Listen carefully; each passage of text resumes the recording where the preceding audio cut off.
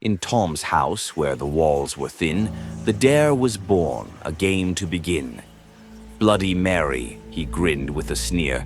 Let's summon the old hag, let's bring her near. Jessie laughed, her voice a sharp blade, but Claire just shivered, her courage delayed.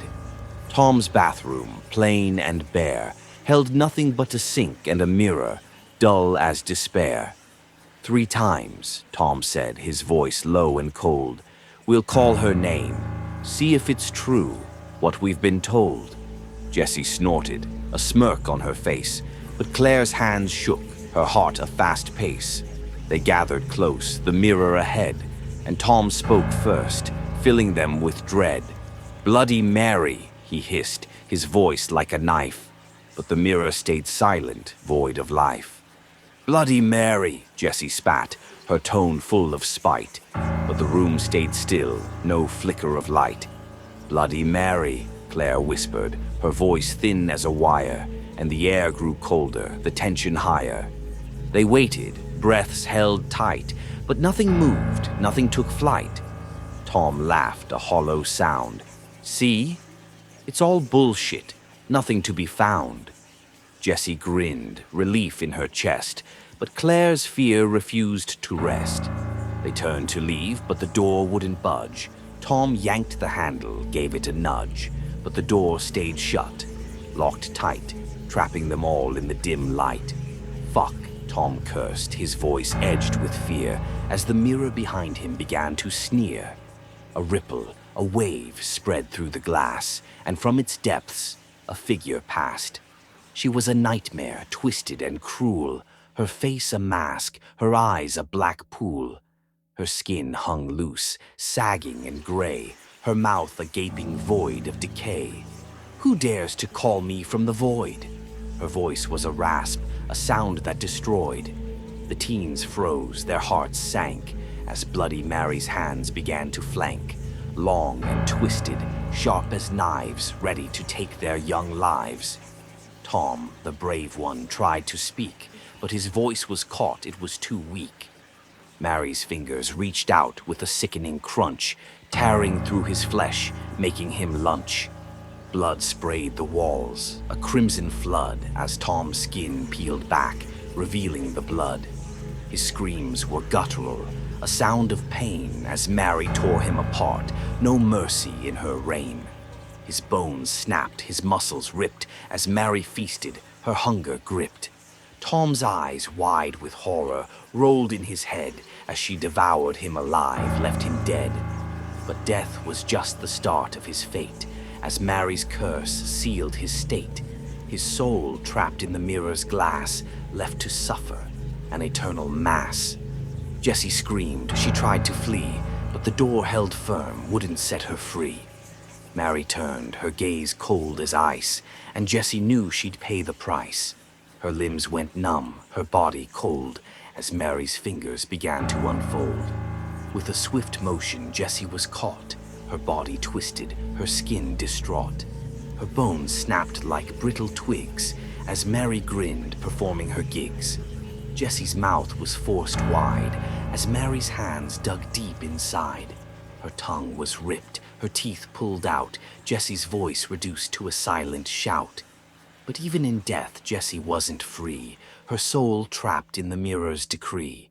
In that cursed dimension she roamed alone, a puppet to Mary, forever prone. Claire, the last, the timid and frail, tried to fight, but her efforts were pale. Mary's destructive hands sank deep into her flesh, ripping her apart, piece by piece, gory and fresh. Her insides spilled, her blood a pool, as Mary grinned, her eyes cruel. Claire's organs were torn from her chest, her life extinguished, her body a mess. But death was only the start for Claire, as Mary dragged her into despair. In that dark world she was reborn, a twisted creature forever torn. The mirror's surface rippled once more, as the nightmare faded, and blood stained the floor. The bathroom was silent, deathly still, as the remains of the teens filled the room with a chill. Their parents would search, call out their names, but the house would echo, playing twisted games. No bodies were found, no trace of life, just the bloodstains and the lingering strife. Sometimes, late at night, in the mirror's reflection, their parents would see just a flash, a horror selection. Their children's faces twisted and bent, eyes hollow, mouths sewn shut, their torment meant a fleeting vision, gone in a blink, leaving the parents on madness's brink. For they knew, deep in their hearts, their children's souls were torn apart, trapped in some wicked, cruel domain, where death was just the start of their pain.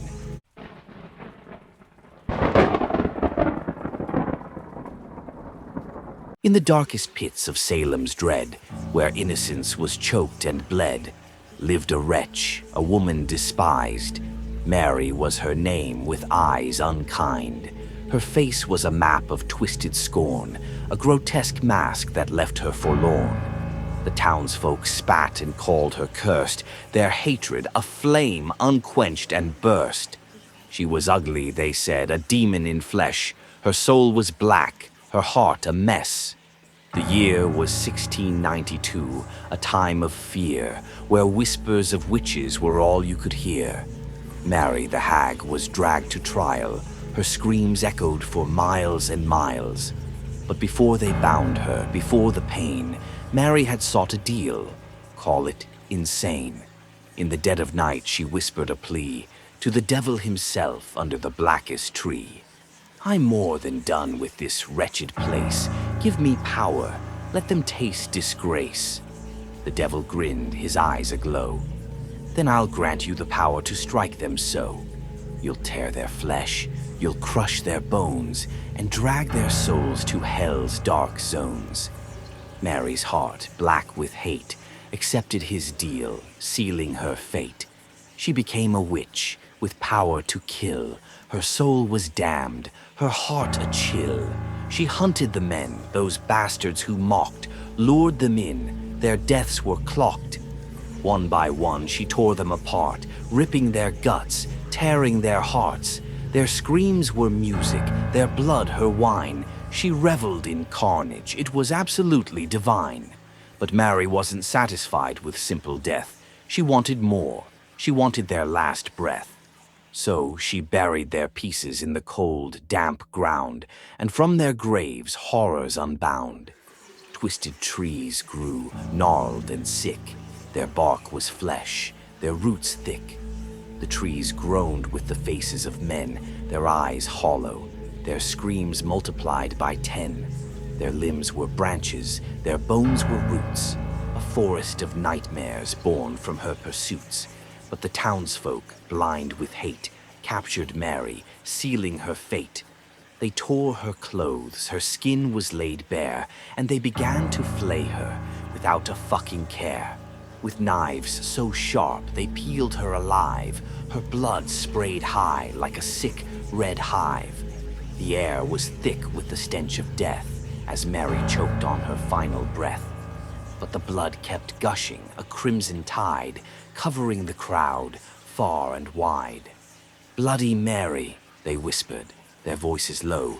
Her blood still flowed, a deathly glow. But Mary's death was not the end. Her soul descended where flames bend. In hell she stood before the devil's grin, and he, amused, decided to begin. You've done well, but your work's not done. I'll grant you more. Let's have some fun. You'll haunt the mirrors. You'll fucking slay anyone who dares to call you today. Mary rose, a twisted shade, her spirit black, her vengeance made. She whispered to the town, her voice a hiss. Call my name, it's an irresistible kiss. The townsfolk, fools, spoke her name, and Mary came with fire and flame. Through mirrors, glass, and pools so deep, Mary's wrath, a curse to keep. Her mangled hands would slice, her teeth would tear, dragging victims to her other dimensional lair. From Salem's dirt to distant lands, Mary's curse spread by her hands.